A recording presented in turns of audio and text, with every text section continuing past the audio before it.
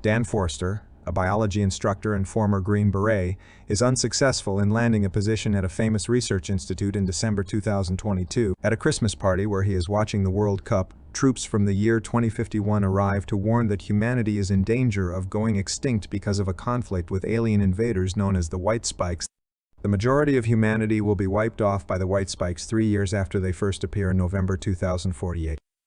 A nationwide draft is instituted after members of the world's army are sent into the future via the JumpLink wormhole device, but fewer than 30% of them survive deployment to return in 7 days. There is little hope for humanity's survival after a year of the draft and an expanding anti-war movement. Dan reports to basic training together with other draftees after learning that he has been selected. Dan and fellow draftee Charlie come to the conclusion that those who were drafted had already passed away before the conflict even begins in order to avoid a paradox. Few of the draftees survive since they were dropped in the wrong place above the city. Instead, they are sent forward in time to a battlefield near Miami Beach. Colonel Forrester gives the draftees the order to save neighboring lab workers before the region is sterilized. The draftees find the lab staff dead but manage to salvage their research.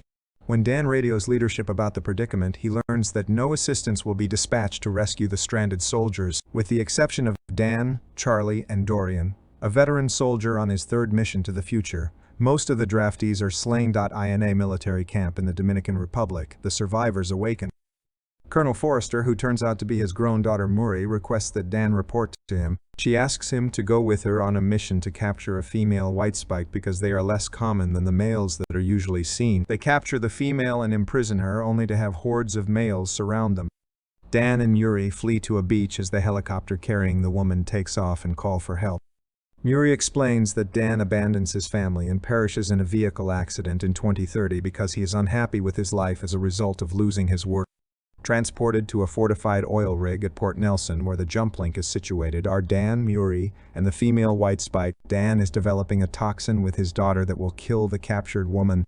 Just as they begin to breach the base, they discover a match to kill the aliens. The former captive female skewers Colonel Forrester with one of her spikes as the white spikes attack the base. Dan watches her as she falls from the gantry shortly before he is sent back in time with the toxin generated in large quantities. Dan tries to give the toxin to the army so that it may be sent back to the future, but discovers that the JumpLink is down because the white spikes destroyed it. The announcement that the JumpLink is down, signaling that the war has been lost, has caused chaos throughout the planet. While Dan and his wife Emmy are coming up with ideas, Emmy concludes that the white spikes did not arrive in 2048 but rather arrived much earlier. They propose that the white spikes have been on Earth since the Millennium eruption in the year 946 and that global warming caused their release when they thawed out and came from under the ice cap. Dan talks with Charlie and Martin, a high school student interested in volcanoes, and they support this theory. To support his theory, Dan organizes an expedition to Russia with Charlie, Dorian, a few living future troops, and his estranged father, James. At the Academy of Sciences Glacier on Komsomolets Island, the team discovers an alien ship that has crashed.